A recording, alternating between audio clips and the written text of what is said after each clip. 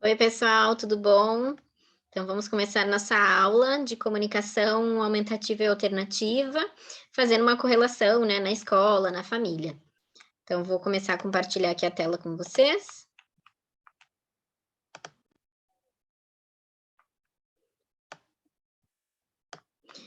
Bom, então vamos lá. Eu me chamo Michele Borges, eu sou fonoaudióloga, conhecida como Fono da Comunicação Alternativa. Quem quiser seguir lá no meu Instagram, eu tenho bastante material e acho que vocês vão gostar bastante. Tem alguns materiais gratuitos, né? Alguns materiais de interesse, assim, para a gente discutir e conversar.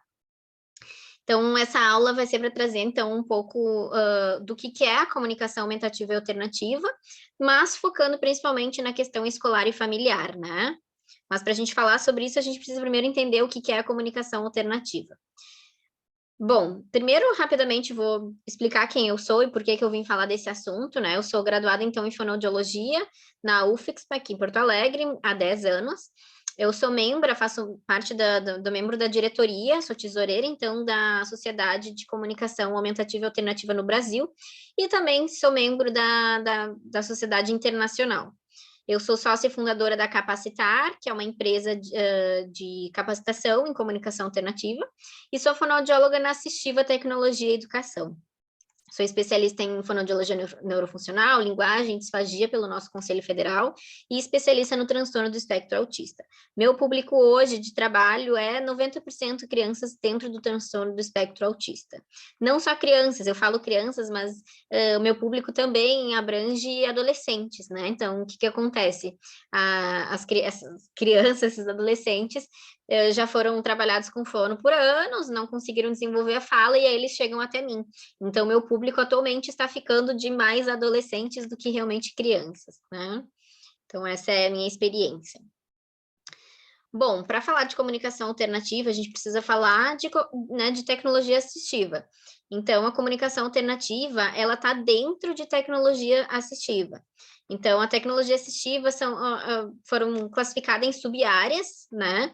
Então, são recursos, estratégias que a gente vai utilizar para colocar aquele indivíduo de volta na sociedade, né? Então, por exemplo, uma pessoa que não consegue enxergar, a gente precisa que ele seja incluído, né? Ele tenha participação em diferentes contextos sociais e fazendo uso de um óculos, por exemplo, ele consegue, então, voltar, né, a estar incluído.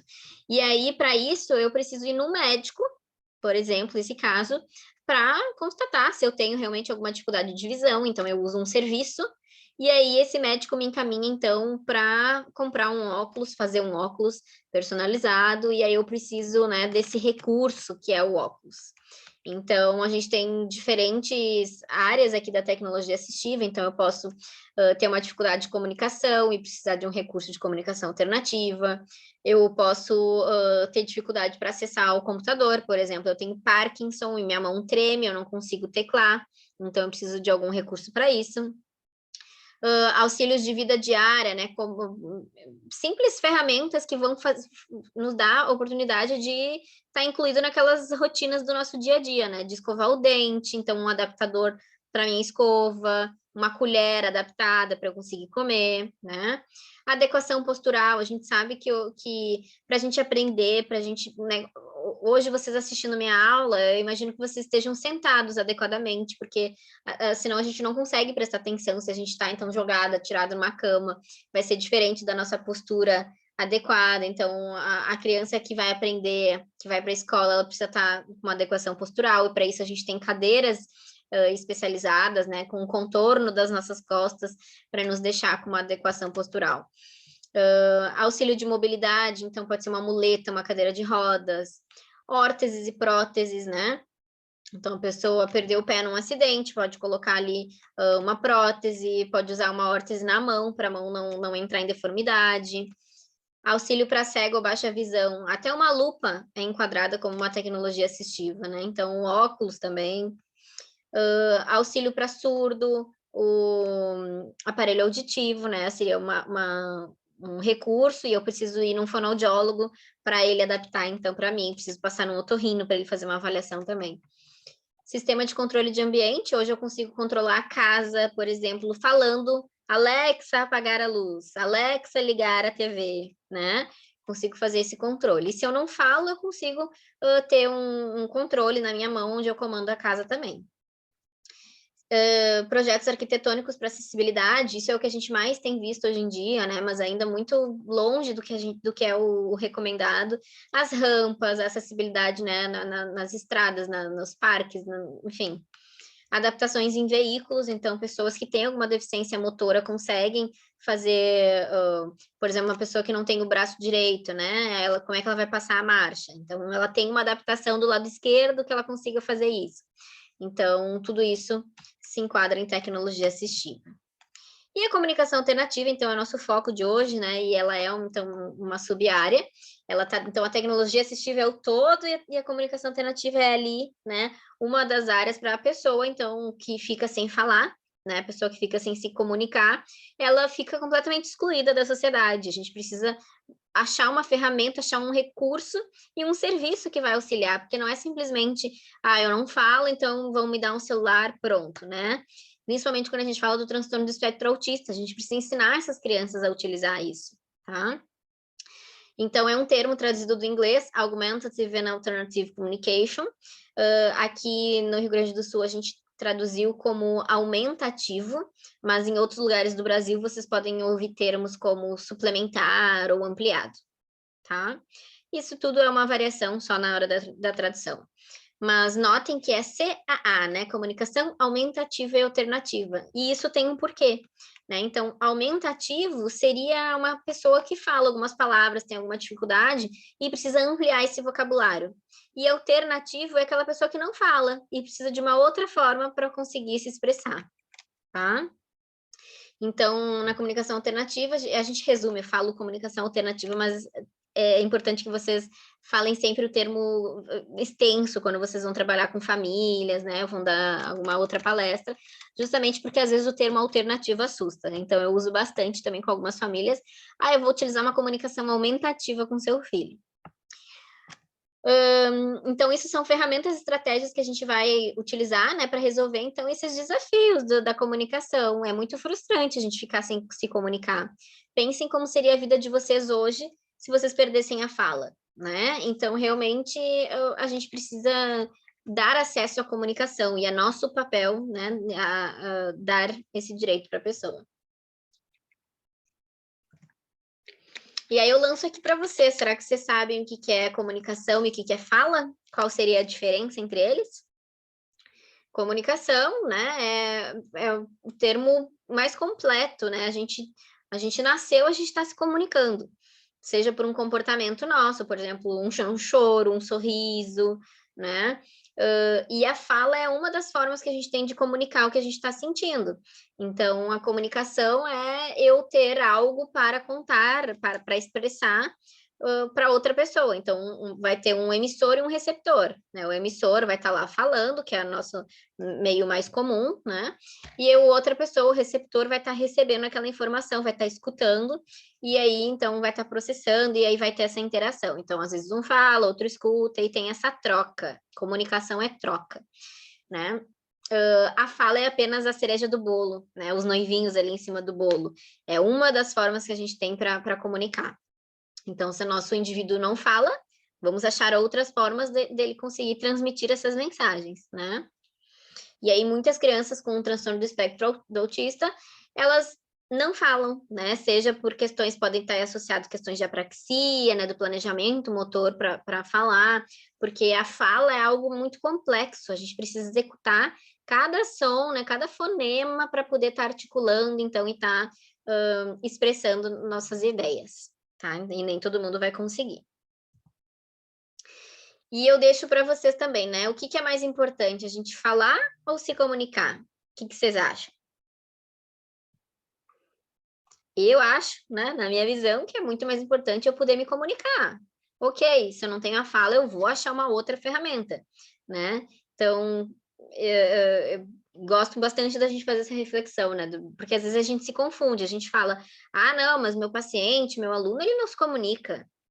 Tem certeza que ele não se comunica com um olhar, com um sorriso, com uma cara de brabo, batendo, né, brigando. Isso é comunicação. É a forma que aquele indivíduo tem no corpo dele de comunicar algo, tá?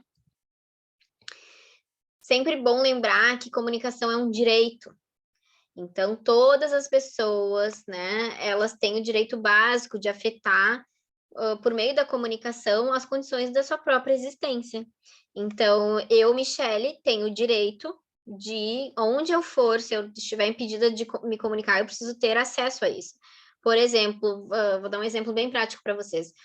Quando um estrangeiro, tá, ele interna no hospital e ele não fala a língua daquele local, ele tem direito ao intérprete, uma pessoa que vá e se comunique, para o médico conseguir comunicar com ele, para os terapeutas, e para ele também dizer o que ele está sentindo. Então, todos os hospitais têm isso. Eu trabalhei no Hospital de Clínicas de Porto Alegre, então eu sei que isso existe, mas às vezes a gente tenta dar um nosso jeito, né, para nem precisar chamar um intérprete. Eu lembro que a gente atendia alguns pacientes, tinha um paciente do Haiti que a gente estava atendendo, que ele falava francês, e ninguém na equipe falava francês. A gente pegou o Google Tradutor e a gente escrevia as frases, ele transformava em francês e a gente conseguia ter uma comunicação assim. Então, a gente tem que ter direito a dizer o que a gente sente, nem em qualquer lugar que a gente vá. Bom, como eu falei, né, o choro, a briga, bater, isso é comunicação, porque comportamento é comunicação. Então, eu tenho uma criança que a gente fala que tem um comportamento inapropriado, né? Comportamento disruptivo, que a gente escuta. Isso é o quê? É a criança com a ferramenta que ela tem, que é a mão, que é o beliscar, que é morder, dizendo que ela não gostou daquilo, que ela não quer fazer aquilo, que ela não quer ir embora, ou que ela, né, não quer fazer atividade, que ela não quer sentar, que ela não gostou daquilo que você fez. Então, esse comportamento me mostra isso. Se eu não tenho a fala, como que eu vou fazer? Né? Se eu não tenho ninguém, nunca me deu um recurso de comunicação alternativa. Então, eu vou chorar, eu vou agredir, eu vou usar, vou pegar a mão do professor e vou levar até o objeto que eu quero, né? Eu vou tentar de tudo. Bom, e por que que a gente se comunica, né? Eu trouxe essa prancha aqui para fazer uma brincadeira com vocês. Então, por exemplo, se eu aponto a figura da carne para vocês, o que vocês acham que eu quero dizer? Pensem aí. Apontei a figura da carne. O que eu quero falar para vocês?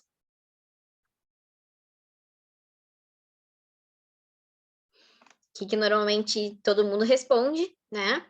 Ah, você quer dizer que quer comer carne. Você gosta de carne. E se eu quiser dizer que eu não posso comer carne? Né? E tô apontando a carne porque eu quero te sinalizar, ó, não tem nenhuma outra palavra que eu consiga te sinalizar, então eu vou indicar a carne para você entender que carne não, né? Então, apontei a carne e vocês acharam que eu queria carne, e ao contrário. Para mostrar para vocês que eu tenho várias funções comunicativas, não só o pedido, que normalmente quando a gente aponta algo, as pessoas acham que a gente quer aquilo. Mas eu posso, por exemplo, se é uma criança, aponta a figura do bolo. Ela pode estar contando que ela comeu o bolo, que ela viu o bolo, que teve bolo de aniversário de alguém, né? Então pode contar uma história envolvendo o bolo, contar um segredo, né? Compartilhar informação. Assim como ela pode reclamar, discordar, protestar, né? Descrever o bolo, um bolo bonito, grande, colorido. Enfim, a gente tem várias funções comunicativas. Então, a gente não vive somente pedindo as coisas, né? Então, a gente precisa desenvolver raciocínio, a gente precisa manter esse diálogo, enfim. Então, eu quero que vocês entendam que a comunicação alternativa precisa acessar todas essas funções comunicativas, certo? A gente chama a comunicação multimodal, não sei se vocês já ouviram falar nesse termo.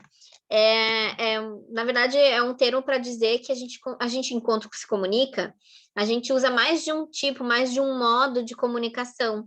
Por exemplo, eu aqui falando com vocês, eu uso os gestos, eu uso a minha expressão facial, eu uso a fala, eu uso a escrita, que vocês estão vendo a escrita aí, né? Então, eu estou usando tudo que eu tenho de material para acessar vocês, para vocês conseguirem entender melhor o conteúdo, certo? Então, eu posso utilizar mais de um tipo sempre.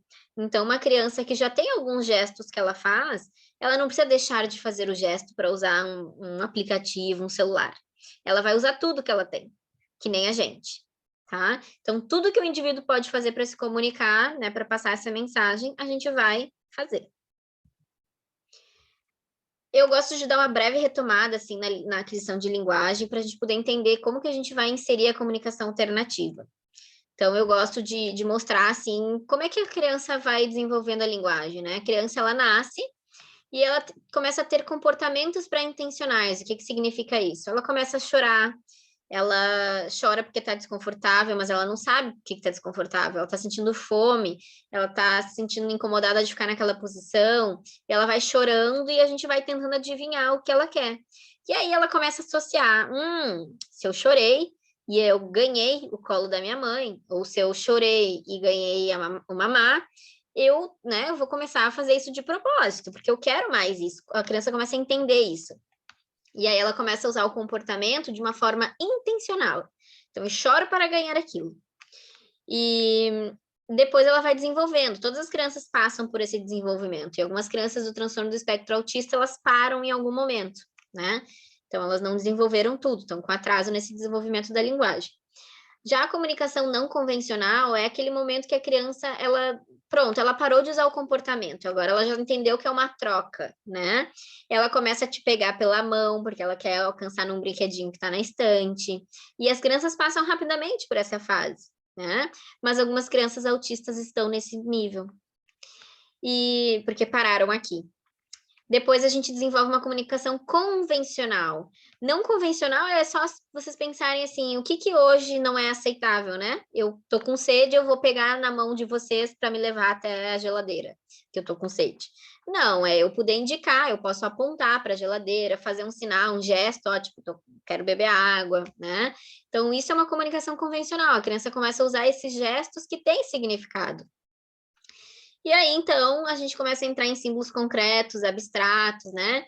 Símbolos concretos, a gente começa uma comunicação simbólica nesse momento. Então, a criança, ela pode apontar uma imagem, né? Ela pode fazer uma representação daquela ação. Então, ela pode fazer aqui correr, como se estivesse correndo, né?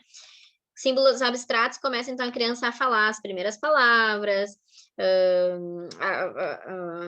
a criança começa a falar as primeiras palavras, depois ela acaba desenvolvendo ali no último nível, né, para frases simples, ali com 2 anos. Então, esse é o desenvolvimento típico. Então, a gente precisa conhecer o desenvolvimento normal de linguagem para ver onde que a nossa criança parou e o que a gente vai fazer, então, para se tornar mais convencional, mais aceito isso na sociedade, né? Então, a criança, ela vai passando por esse desenvolvimento porque ela vai refletindo o ambiente que ela está inserida, a cultura, né? A gente aprende isso, a gente chama de modelagem nos contextos naturais. Então, se é uma família que ela não tende a falar muito, a criança provavelmente vai ser assim. Se ela está inserida numa família que fala, talvez essa criança fale mais cedo, né? Então, a comunicação, ela não é uma atividade, ela está ali acontecendo nos nossos contextos naturais, ela está embutida em cada interação, ela não é um tempo na rotina, a gente não para e pensa, ok, agora eu vou ali estimular a fala do meu filho. Não, a gente está conversando naturalmente na janta, na hora do banho, e conforme a gente vai falando, nossa, vou lavar o pezinho, vou lavar o bracinho, a gente está desenvolvendo linguagem ali já, tá? Aqui eu vou deixar para vocês eu gosto de usar esse teste de efetividade de comunicação. Vocês podem entrar nesse site aqui da TOB Brasil ou escrever teste de efetividade de comunicação no Google. Ele é um teste, um PDF. Eu vou abrir aqui para vocês, só para vocês verem. Ó, teste de efetividade de comunicação é o primeiro que já aparece aqui, tá? Eu gosto de usar essa ferramenta quando eu estou com um pouco de dúvida. Qual é a criança que vai, qual é a pessoa, não precisa ser só criança, né? Qual é a pessoa que vai ter indicação de utilizar a comunicação alternativa? Então, aqui ele é um teste que vocês podem imprimir, podem responder, são 16 perguntas de sim e não, então você vai respondendo as perguntas, e no final, ele é gratuito, tá, gente? Vocês podem pegar e usar. No final, ele vai perguntar quanto sim você teve. E aí ele te diz, ó, se você teve mais que 5, essa é a pessoa que você preencheu, que você pensou na hora de preencher, pode ser um bom candidato para utilizar a comunicação alternativa.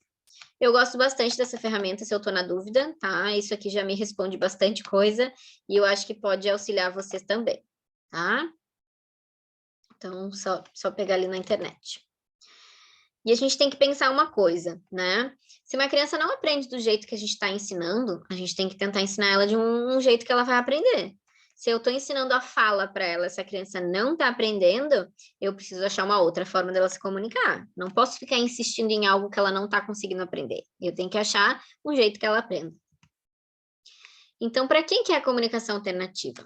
Para qualquer pessoa, não tem idade, pode ser uma criança pequena, pode ser um idoso, qualquer pessoa que tenha, a gente chama agora esse termo, necessidades complexas de comunicação. São pessoas que têm alguma dificuldade na comunicação, no processo de comunicação. Pode ser alguma pessoa que está com dificuldade na compreensão, pode ser alguma pessoa que tenha dificuldade na expressão. Então, qualquer pessoa, né, com essas dificuldades. Não há pré-requisitos, tá? A gente não precisa pensar assim, a pessoa, se tem alguma deficiência motora, não vai poder usar. Não, a pessoa pode ter só o olho funcionando, né? Só piscando o olho, a gente vai conseguir entrar com comunicação alternativa. A pessoa, ela tem o cognitivo alterado. Não tem problema, a comunicação alternativa vai melhorar o cognitivo dessa criança. Tem pesquisa já comprovando isso. Nenhum de nós tem o poder mágico de prever os limites do potencial do indivíduo. Então, a gente tem que presumir competência, acreditar que todo mundo tem a competência para aprender. Então, a gente tem que ensinar.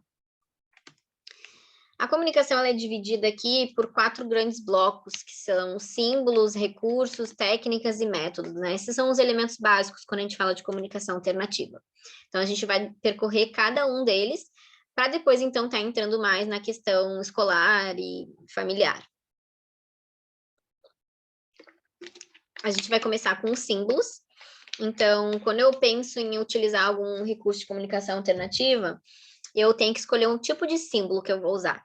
Pode ser uma fotografia, pode ser um pictograma, que é essa representação gráfica aqui no meio.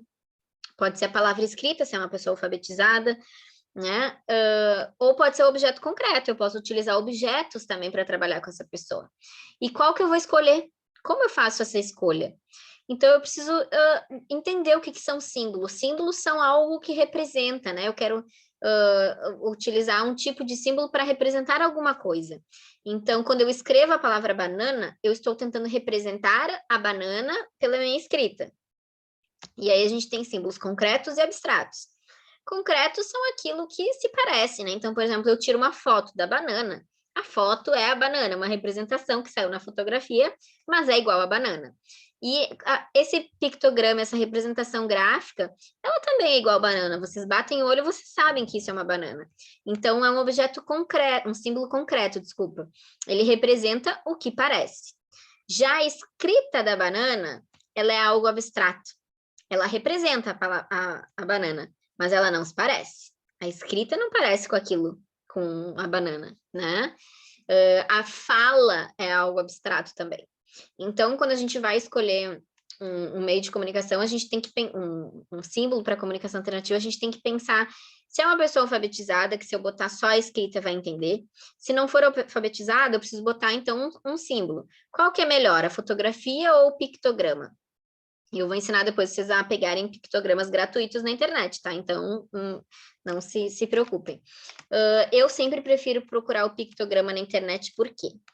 A fotografia, ela, principalmente quando a gente fala de transtorno do espectro autista, se eu tiro uma fotografia para representar alguma coisa, se tem, né, um pontinho, alguma coisinha que chame mais atenção naquela foto do que o que eu quero representar, a criança ela vai focar nisso. Então, por exemplo, eu tiro uma foto minha. Se eu tivesse alguns quadros aqui atrás, talvez os quadros fossem chamar a atenção dessa criança e não a minha foto, que era para representar a Michelle. Então, a gente tem que cuidar um pouco com a fotografia, tá? Normalmente, se eu uso foto, eu pego um fundo branco, né? Tento tirar o que tiver mais de informação. E eu normalmente começo utilizando já direto o pictograma, que a gente tem disponível na internet. A gente tem sites gratuitos para isso. A gente consegue também pegar pictogramas em aplicativos, então não tem por que a gente ficar tirando foto de tudo, tá? Para mostrar para vocês alguns aplicativos, então, com os seus pictogramas, com as suas representações, né? Notem que mesmo se eu estou usando com uma criança que não é alfabetizada, a gente sempre põe a legenda, a gente sempre escreve, tá? Para a gente saber o que significa essa figura. Então, por exemplo, se eu tiro aqui a escrita da pandemia, vocês vão saber o que é aquele mundo com aqueles vírus? Não sei, talvez eu fosse dizer que o mundo está infectado, né? Não sei, doente. Então, talvez eu não fosse usar a palavra pandemia. Então, se tem ali o rótulo, todo mundo está falando a mesma coisa, tá? Recursos, a gente tem diferentes recursos na comunicação alternativa. Eu tenho recursos de alta, média, baixa tecnologia. Baixa tecnologia eu começo aqui, né? Então, com pranchas em papel, pastas. Você já deve ter visto pastas com velcro, né? Isso tudo são materiais de baixa tecnologia. Média tecnologia são materiais que têm uma vocalização. Então, eu aperto e sai um som, por exemplo. Então, tem botões, vocalizadores, né? Vários tipos. Aqui é um Go Talk, né? Que são várias teclas. Esse aqui tem 30 teclas, eu acho, 20, onde cada uma que você aperta, ele fala. Antigamente não tinha iPad, né? Não tinha o celular, então se utilizava bastante esse. E que esse aqui vai só uma pilha, uma bateria. Alta tecnologia, então, são recursos onde tem um software, um hardware, né? Então, pode ser um aplicativo no celular, no iPad, pode ser um software no computador. Então, isso tudo são recursos, né, que precisam de bateria, de alta tecnologia, né? Precisa de internet, às vezes, precisa, enfim, de outras coisas. Eu vou mostrar para vocês aqui alguns exemplos, né? Tenho exemplos, então, com cartões, com pastas, né? Ali, essa aqui são pastinhas que tem uma aba para você achar ali o que você quer falar. Então, aqui a pastinha com velcro. Então, aqui, essa imagem foi retirada da internet, que são um álbum com fotos, né? Aqui eu usando o objeto concreto mesmo para trabalhar com a criança. E aqui, crianças, né, com baixa visão, a gente pode utilizar, então, partes do material para representar alguma coisa, né? Então, por exemplo, eu uso o shampoo, o pote do shampoo, que representaria o banho. Essa imagem depois eu vou repetir quando a gente falar da escola, mas só para vocês verem, né? Eu posso ter isso grande, com várias imagens coladas, posso ter imagens coladas em livros. Isso aqui tudo é baixa tecnologia, é papel, tá? Tudo feito de papel. Média tecnologia, como eu falei, então esses botões que a gente aperta, ele sai a voz, vários tipos de botões. A alta tecnologia, então, aqui tem um aplicativo que eu gosto bastante para o Android, que se chama Let Me Talk. Aqui um aplicativo que eu gosto bastante para o iPad, que se chama TD Snap. Esse é pago e esse é gratuito. Aqui um rapaz utilizando através ele tem um acionador aqui na mesa dele, e também pelo olhar ele consegue comandar o computador, né? Então isso é um recurso de alta tecnologia. Um equipamento desses no Brasil custa 15 mil reais no mínimo, né? E aí, como que eu escolho? Qual que é o melhor? Qual desses três aqui, né? Baixa, média, alta tecnologia? Depende, né? Não existe um recurso único, né? Perfeito. Ele tem que ser pensado para cada usuário. Será que é uma família que tem condições sociais de comprar um iPad? Então, a gente pode indicar um iPad, né? Será que é uma família de baixa renda que a gente vai precisar fazer com recorte de jornal, de revista? Hoje em dia a gente tem as impressoras, né, mais acessíveis, mas, enfim, a gente tem que pensar nesse contexto social. É uma criança que vai botar tudo na boca, vai babar o material, então, de repente, tem que ser algo plastificado, né? Tem que ser um recurso que ela não consiga estragar tão fácil, porque vai ser o recurso que ela vai usar todo dia, né? E mais de um tipo pode ser necessário. Por exemplo, eu levo minha prancha, um iPad para a praia, vou estragar, vai cair areia, vai cair água, então tem que ser um recurso em papel, né? Se é uma pessoa que mora, por exemplo, numa cidade com praia, talvez seja melhor um recurso desse tipo. Às vezes eu preciso ter dois, eu preciso ter um iPad, preciso ter uma folha em papel plastificado, porque se eu sou uma criança com autismo, eu vou na hidroterapia, eu preciso entrar com minha prancha onde eu vou. Pensem que é um recurso que está sendo ali, eu não tenho a fala, eu preciso de me comunicar mesmo dentro da piscina, mesmo dentro do mar, né? Se eu precisar conversar, eu posso ver os peixinhos passar e dizer para o meu pai, olha, né? Ai, que medo! Posso dizer qualquer coisa ali dentro, então eu preciso ter o meu recurso. Aqui um videozinho só para exemplificar, por exemplo, uma ida no supermercado. Eu tenho que levar um recurso. Opa!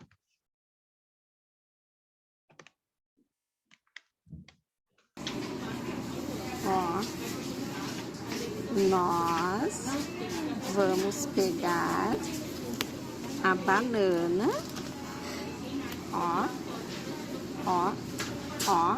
e vamos colocar dentro do carrinho, tá?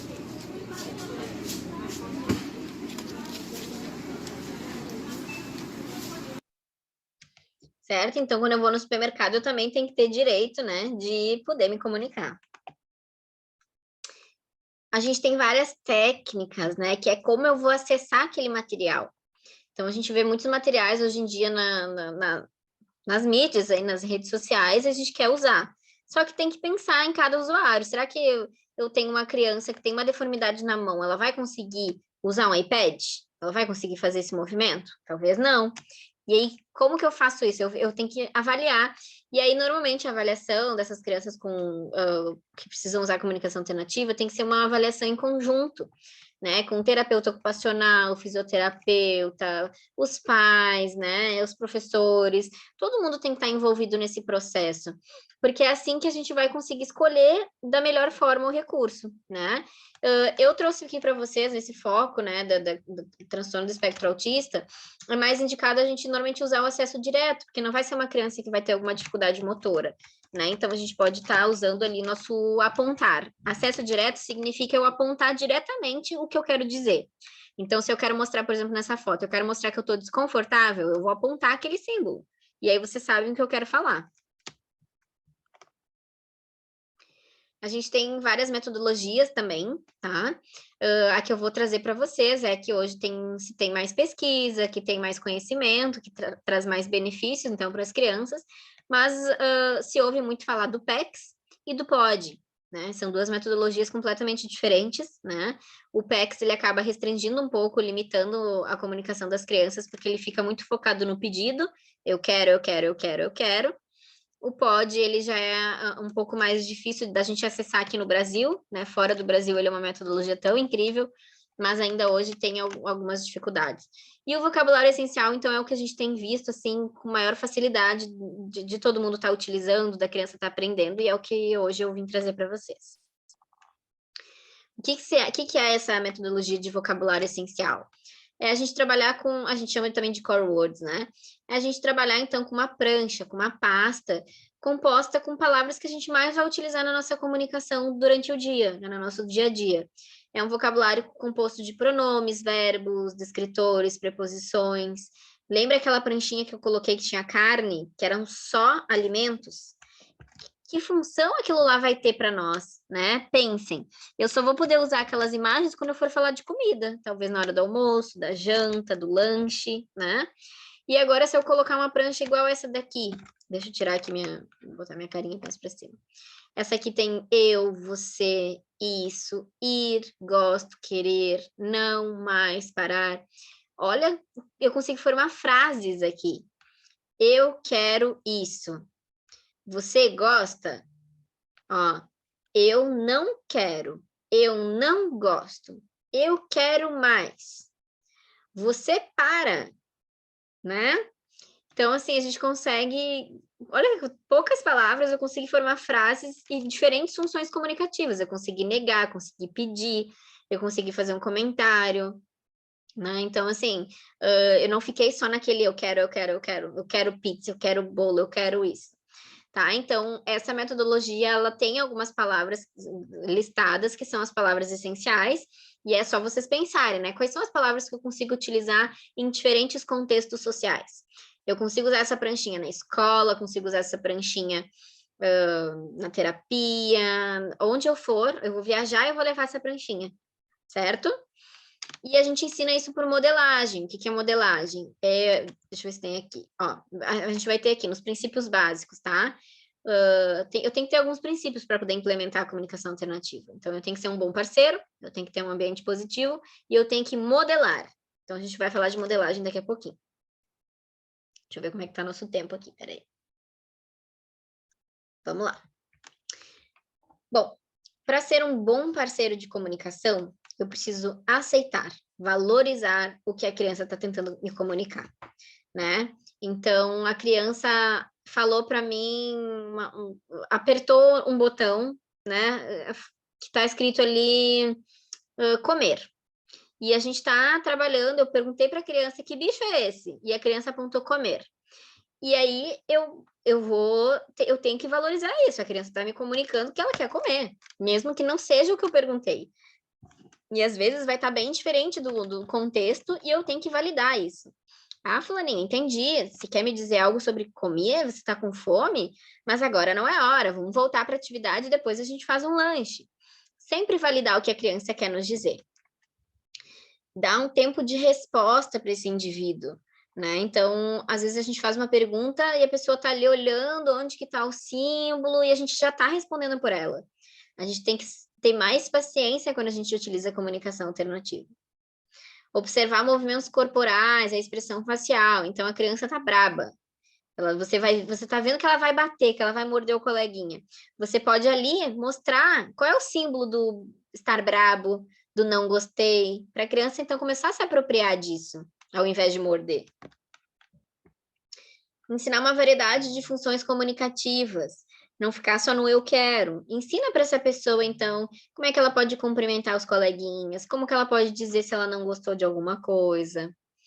Evitar interrogatório, evite de ficar só fazendo pergunta. Comunicação não é isso. Quando a gente se comunica, a gente está tendo troca, e quando a gente está fazendo só pergunta para uma pessoa, a gente não tem troca, né? Então, a gente só fica lá enchendo o saco, perguntando. Parece um jogo de perguntas e respostas, né? Então, evite isso, converse, fale, né? A gente fala também de ter um ambiente positivo para a comunicação, porque muitas vezes está tudo muito à disposição da criança, ela não precisa se comunicar com a gente. Por exemplo, se eu tenho um quarto onde a criança tem todos os brinquedos no chão disponíveis para ela, será que ela vai precisar de alguém para poder brincar? Será que se eu tiver esses brinquedos numa estante, eu não vou ter que chamar a mamãe para ela poder me alcançar o brinquedo?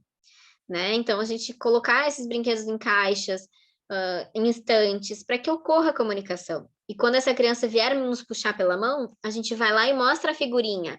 Ah, você quer ajuda, eu vou te ajudar. Aí você pega o brinquedo. Eu gosto de brincar também de segurar as peças do brinquedo e a criança tenta ficar pegando, né? E aí eu posso mostrar, tô vendo que você quer mais. Ah, você quer a peça, então vou te dar, né? Então, a gente dificultar um pouco o acesso para as crianças. E aí, por último, nesse ambiente positivo, é a gente fazer uma imersão em símbolo. Vou mostrar aqui para vocês. Vocês podem ver, então, aqui eu tenho a figura do cavalo, da bolha, dos carrinhos. Então, eu colo símbolos por tudo. Igual quando a gente aprende uma língua nova, né? Tá aprendendo matemática, a gente bota a tabuada em tudo que é lugar para a gente passar o olho e ver.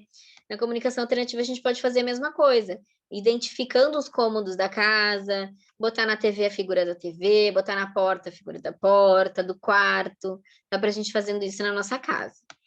Mesma coisa no consultório, né? Na escola, eu posso colocar ali para dar tchau, para abraçar, dar beijo, né? E agora, o mais importante é a gente entrar na modelagem. A modelagem, então, é quando a gente mostra para a criança como e quando a gente vai utilizar aquele vocabulário, né? Então, por exemplo, eu quero ensinar para a criança para ela pedir, né? Quero alguma coisa. Eu vou mostrar aquela figura do quero, seja numa pasta, num livro, onde tiver essa figura, ou a figura solta, mas dentro de um contexto, né? Eu não vou ficar ensinando, ó, essa é a figura do quero. Quero, isso eu quero. Não é assim que a gente ensina igual ao nosso desenvolvimento normal da comunicação, lembra? Então, eu estou na hora do banho, eu estou falando alguma palavra, eu vou estar mostrando essa palavra para a criança, né? Então, se eu estou vendo que a criança quer pegar um brinquedo, eu vou mostrar para ela, ah, você quer esse brinquedo. E aí eu dou o brinquedo para ela, né? Então, eu dou significado quando eu uso essa imagem. E é assim que a criança vai aprendendo a linguagem. Vocês acham que o bebê, ele aprende... Aprende não. Vocês acham que ele nasce sabendo todas as palavras? Ele vai aprendendo pelo significado. Então, ele começa a fazer mamama. E aí a mãe fala, ah, ele quer mamar. Ou ele falou mamãe. E aí a mãe dá o mamar. E aí a criança, opa, então peraí. Mamama. E aí começa, né? E a gente vai dando significado para aquilo.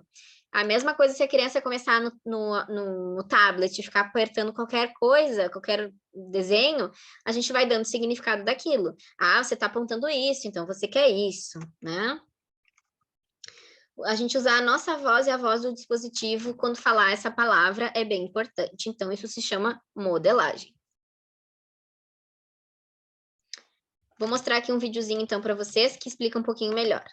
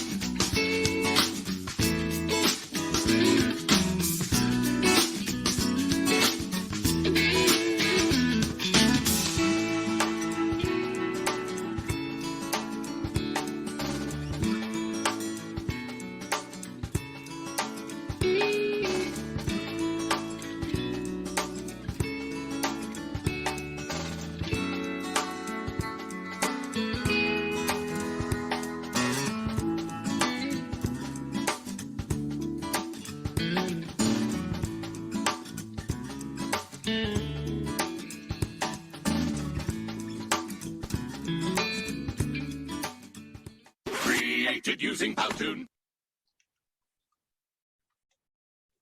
Deixa eu voltar aqui.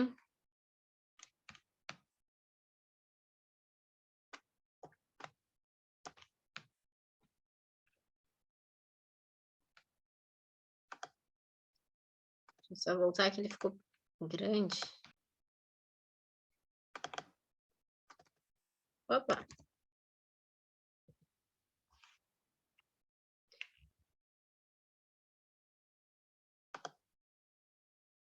Pronto. Isso. Bom, então, aqui eu trago um dado bem importante para mostrar para vocês, que é a estatística da modelagem, tá? Então, se uma criança, modelagem, isso então que vocês viram no vídeo, eu acho que deu para entender bem, né? Então, uma criança, a gente está dando modelagem através da fala no desenvolvimento típico, criança não aprendeu assim, a gente tenta então modelagem através da comunicação alternativa. Uma criança em desenvolvimento típico, ela vai receber 4.370 horas, né, de entrada de informação quando a gente está dando essa modelagem pela fala. E uma criança que está recebendo a modelagem pela comunicação alternativa, se só tiver isso 2 vezes na semana por 30 minutos, né, ali na fono, ela vai levar 84 anos para ter essa mesma experiência que essa criança típica teve. Imagina, 84 anos, gente, para ter só essa informação. É muito tempo, né? Então, modelar em situações naturais o tempo todo, ele é crucial, é muito importante, não é só a fono que tem que usar, é todo mundo. Bom, aqui eu trago uma pranchinha para vocês verem, né? É uma prancha de comunicação, então a gente tem uma formatação dessa prancha, né? Então, a gente tem a construção da frase da esquerda para a direita. Então, aqui tem os pronomes, em verde tem os verbos, depois a gente consegue alguns complementos, advérbios, adjetivos, enfim. E aqui embaixo seriam algumas abas onde a gente pode clicar, por exemplo, eu clico em alimentos, ele me abre uma prancha cheia de alimentos, tá? Então, essa seria uma pranchinha pronta. Eu indico um material para vocês, um lugar de materiais para vocês conhecerem, que é o Drive do Comunica Até a Paz. É um Instagram de mães e pais, né, de crianças com transtorno do espectro autista, Comunica Até a Paz. Então, elas têm um drive cheio de pranchas prontinhas para vocês usarem, tá? Mas também, se vocês quiserem, eu vou deixar aqui disponível, ó. São 2 sites. Vou botar aqui para vocês, peraí. Se quiser tirar um print aqui da tela, né? Tem o Picto4Me e tem o Arazaki. Eu vou abrir os dois aqui para vocês. O Picto4Me, então, ele já vem em formato de pranchinha, onde eu clico. Vocês só precisam... É que eu já estou logada aqui com o meu e-mail, tá? No Picto4Me, os dois são gratuitos. No Picto4Me, você só precisa ter acesso ao Gmail, que ele pede uma conta para ficar cadastrada. Então, eu já estou com acesso. Eu clico na imagem e consigo escrever o que eu quiser. Por exemplo, bola. E aí, tudo que tiver de pictograma de bola vai aparecer aqui para mim. E aí, eu posso escolher. Quero essa bola. Agora, eu quero um futebol. Posso botar aqui futebol, campo de futebol. Tudo que eu quiser ir procurando, é só eu escrevendo. Chutar. Eu vou botando, ó. E aí, tô fazendo minha prancha. Aí, vocês podem se experimentar aqui. A gente consegue escolher a cor da borda, se a borda é grossa, se a borda é mais fina, o tamanho da imagem, se eu quero uma imagem pequena, uma imagem bem grande, né? Eu consigo editar aqui o tamanho, a quantidade que eu quero colocar. Então, eu quero um tamanho de prancha menor, com mais linhas, mais colunas, né? Ou eu quero uma imagem muito grande. Isso vocês vão experimentando, vocês vão fazendo conforme necessidade, tá? E aí depois vocês vêm aqui, vocês podem salvar, imprimir, e aí vocês têm a prancha de vocês prontinha. E aqui no Arazaki, então, é um site onde tem essas mesmas imagens, né, que você pode pegar, por exemplo, para fazer um PowerPoint, vai fazer uma apresentação, você pode fazer um documento no Word e copiar essas imagens. Então, você vem aqui primeiro, coloca português do Brasil, aí você vem aqui em símbolos, e você pode pesquisar os mesmos símbolos, ó, bola, ele vai me trazer aquele símbolo que eu tinha escolhido. Aí posso vir aqui, posso botar um fundo de uma cor, ou deixo como estava, posso copiar ou posso fazer o download aqui para o meu computador, né? Quando tem pessoas, eu consigo mudar o aspecto das pessoas, consigo botar a cor de pele, cor de cabelo, bem legal. E aqui também tem alguns materiais que vocês podem pegar pronto. Deixa eu voltar aqui para mostrar. Quando a gente abre lá, ó, materiais. Eu posso vir aqui e pegar alguns materiais prontos. Rotinas para a hora do banho. Ó, quebra-cabeça de emoções. Mesmo que tiver em outra língua, quando a gente clica, ele tem ali mostrando... Ó, esse aqui tá só em espanhol, tá? Mas, às vezes, tem bastante material em português. Vamos ver se eu acho mais algum. Ó, compreendendo o autismo. Vamos ver em que língua tem. Ó, tem português do Brasil. Aí eu venho aqui e baixo o material, certo?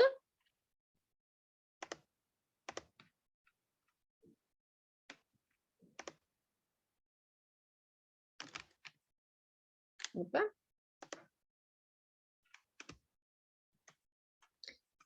Suportes visuais, né? O que que é isso? É a gente poder... A gente usa suportes visuais sempre, a gente que não se dá conta. Eu uso muito no meu celular, eu tenho calendário, eu tenho uma agenda, que eu ando com a minha agenda também, né? Na verdade, eu tenho agenda e planner, então eu tô sempre andando com os dois. Então, a gente seguia muito por essas questões visuais, né? O despertador. Então, as crianças com autismo também precisam dessa previsibilidade, né? Para saber o passo a passo daquilo que vai acontecer. Então, eu quero muito ir embora. mas eu preciso saber que antes eu tenho que tomar banho, que eu tenho que comer. Então, eu vou vendo isso através dos pictogramas, eu vou organizando meu pensamento nisso, né? Então, a comunicação alternativa, ela vai melhorar tanto a expressão quanto a minha compreensão. Então, se eu puder ter um calendário que é o que eu sei que eu vou viajar em tantos dias, aquilo vai me organizando internamente, né? E eu trago essa chave aqui porque vocês podem ter me perguntado, né? Mas o que são essas cores? Por que tem cores em cada quadradinho?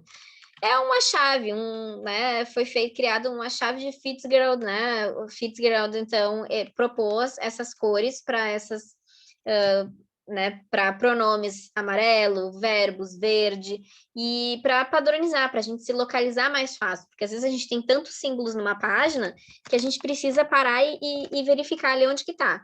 Então, é basicamente para a gente se achar, localizar mais rapidamente, tá? Vocês podem seguir essa padronização. Bom, agora sim, vamos entrar na parte bem realmente importante para vocês, né? Que seria a questão. Então, assim, a família, eu não separei aqui, mas a família vocês conseguem entender que tem que estar envolvido o tempo todo nesse processo, desde o primeiro momento onde a gente está pensando em qual recurso que a gente vai propor, né? Então, vai ser um tablet, a família tem que saber usar um tablet. Como é que eu vou indicar algo que a família nem tem contato? Tem que ter condições sociais para comprar. Então, e vai estar usando nos contextos sociais. Então, o tempo inteiro a família vai estar estimulando a comunicação, igual eu estivesse falando. Pergunto para vocês, então, onde que a comunicação alternativa deve estar na escola? Isso foi um curso que a gente fez pela Assistiva, e essas foram as respostas que a gente encontrou. Né? Em áreas comuns, no pátio, em todos os lugares, na sala do diretor, né? Tem que estar em todos os lugares, em todos os ambientes, né? Então, eu trouxe algumas sugestões. Então, por exemplo, a professora está contando uma história, está trabalhando as vogais. Tem um colete de velcro onde possa ir colando para ir construindo com as crianças. Uns materiais adaptados, né? Aqui era uma criança que tinha dificuldade em soltar os brinquedos, vinha com os brinquedos na mão e não queria fazer nada. Então, a gente criou um agora e depois. Agora tinha que fazer aquele quebra-cabeça e depois, então, ela podia brincar com os seus bonequinhos. Aqui, então, no quadro, né? Na hora de fazer a rotina lá no quadro. Por que que a gente já não associa os pictogramas? A criança que usa só a comunicação alternativa, ela consegue daí acompanhar o conteúdo, ó. Por exemplo, a criança foi colando no quadro, uma criança que não escreve. Então, ela olhava a imagem que estava no quadro e colava igual. Uma criança que... Aqui eu montei uma história social, que a gente chama, né? Era uma criança que não gostava de escovar o dente e ele gostava de chocolate. Então, a gente comeu o chocolate e depois... E aí, fotografamos todo o processo, que daí ficou com os dentinhos sujos. Aí, a gente escovou o dente para ver que o dente ficou bem bonito. Ele construiu isso comigo. Foi uma atividade super prazerosa, né? A gente fez juntos. Então, aqui é uma história social que a gente vai fazendo do porquê escovar o dente. Não é simplesmente a gente dizer para a criança, tem que escovar o dente. É inserir isso através das fotografias, né, das imagens. Aqui é a rotina do atendimento, então chega, tem que botar a mochila no lugar, tem que abrir a mochila, pegar o iPad. Então, tem um passo a passo do que tem que fazer. Aqui era uma atividade, então, da escola, né? Pesquisa com os avós, que tinha que ser entregue, isso é de 2019. Tinha que ser visto na época qual que era a música preferida dos avós. Era do Dia dos Avós. E aí, como é que a menina vai escrever se a menina não escreve, né? Uma menina com uma síndrome de Angelman. Então, o que foi feito? A gente utilizou pictogramas, recortou e ela colou. A participação dela era colar aí, né, as musiquinhas dos avós. E ela conseguiu ir se guiando, então, porque ela ia vendo, né? Então, ali o soldado, cabeça de papel, né? Ela conseguia cantar. Outras atividades, né? Aqui um cartão de Dia das Mães, então, uma forma mais simples, a gente conseguiu, essa mesma menina, né, que ela não conseguia escrever um cartão para a mãe, mas ela foi colando os pictogramas, as imagens que representavam a mãe, que ela quis mandar, e ali até tentou sair o nome, né? Maria tá ali. Essa imagem, então, já apareceu lá no início, são professoras contando histórias, vocês veem que tem um livro ali, mostrando, cada vez que elas falam a palavra que aparece na história, ela mostra a palavra nessa prancha enorme, que está disponível, então, para as pessoas olharem, né? Então, todos os alunos estão se beneficiando disso. E aqui também está colado, né? Cada livro tem ali também os pictogramas representando, né? Aqui, novamente, outras oportunidades, outras fotografias, né? No parquinho, ali no playground, né? Então, tem bola, raquete. Mais e mais materiais a gente pode colocar nos banheiros, como que lava a mão, a rotina de escovar o dente. Rotinas portáteis para a família, né? Então, pode levar isso na bolsa para explicar aqui, ó, hoje a gente vai fazer isso, amanhã tem aquilo. Então, quando eu chegar em casa, eu tenho que fazer isso, isso, isso. Aí a criança vai colocando o que foi feito. Aqui a gente instalou em Porto Alegre, na frente do gasômetro, uma placa, né? Lá num parquinho acessível, que tem um balanço acessível. A gente colocou, então, alguns pictogramas que representassem aquele momento de brincadeira das crianças, né? Aqui, na hora do lanche, quem sabe ter algumas palavras e que a gente possa associar. Então, por exemplo, eu não quero comer isso, né? A criança vai empurrar o prato, você pode mostrar isso para ela. Então, onde que a comunicação alternativa pode estar na escola, né? Na praça, numa sinalização mostrando que aquela é a sala da diretora, da professora, a sala da criança. Na hora de contar uma história, então pode ter nos livros, prancha em grandes formatos, né? As rotinas. Então, todo entorno deve ser acessível para não ter essa barreira comunicacional. E, por último, eu deixo aqui uma mensagem para vocês, né, que esse aqui foi retirado da Assistiva, Tecnologia e Educação também, que é um rapaz que está tirando a neve, e o cadeirante pergunta, né, você pode limpar essa rampa para mim, né, por favor? E aí o rapaz falou assim, todas as outras crianças usam a escada, então eu vou limpar primeiro aqui, e depois eu limpo a rampa aí só para você. E aí ele respondeu, mas se você limpar a rampa, todos nós podemos entrar, porque aqueles lá que conseguem subir degrau, eles também conseguem subir uma rampa. Então, isso a gente usa muito para quando a gente fala de desenho universal de aprendizagem. Então, por que não utilizar para todas as crianças aquele recurso? Né? Essa questão da comunicação alternativa é justamente isso.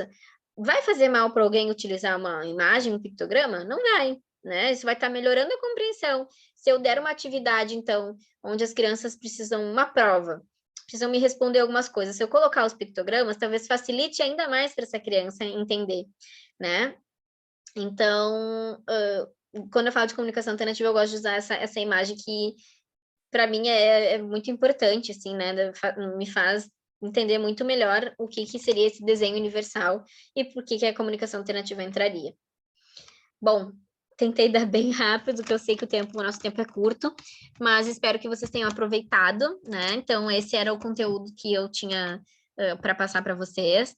A gente pode ir muito mais a fundo na comunicação alternativa. Normalmente, os cursos que eu dou são 8, 12, 20 horas, né? Então, eu tentei passar um resumo das coisas mais importantes para vocês, né? Tentei mostrar o site do Picto4Me, do Arasaki, que já tem materiais. Lembrem do Drive do Comunicatea no Instagram. O meu Instagram, Fono da Comunicação Alternativa. Então, se vocês tiverem alguma dúvida, vocês também podem me perguntar lá, que eu vou ter o prazer de responder para vocês. Certo?